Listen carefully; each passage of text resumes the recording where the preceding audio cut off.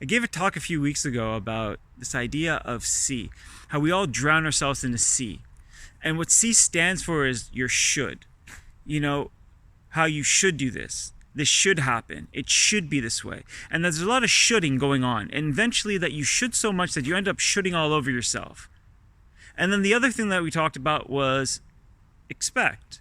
It's like we live in this world of these hidden expectation where I expected them to do this, or they expected me to do that, or the best scenario of, like, let's say a father and a son. Well, I expected my son to be a certain way, but I never told him. So when he didn't live up to my expectation, I got mad.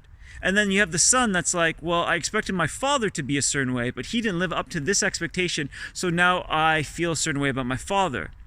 There's all these hidden expectations where it's like, why are you so angry? Why do you resent me? What's going on? It's because you've kept it inside.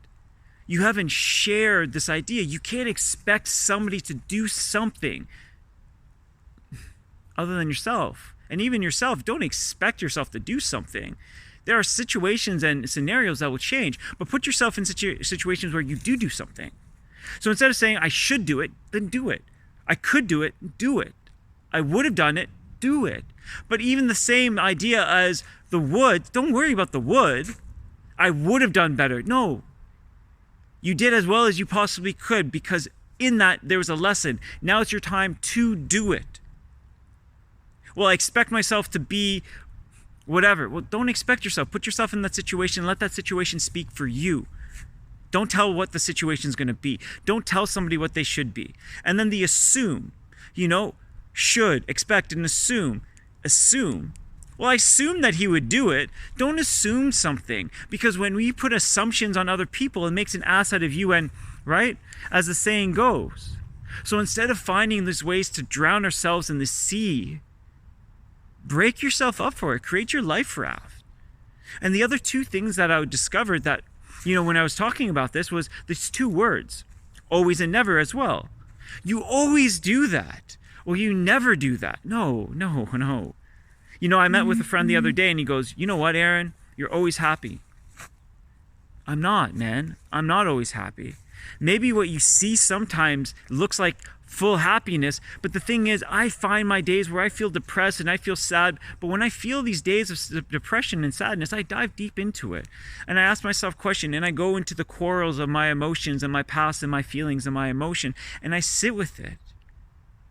But I'm not always happy. I'm not never happy. I'm not always sad. I'm not never sad. Everything is constantly changing. So it is a change.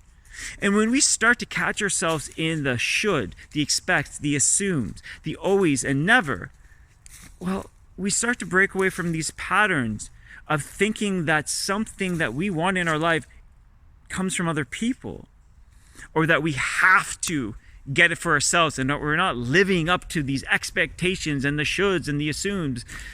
Well, I trained and I assumed that I would be so great.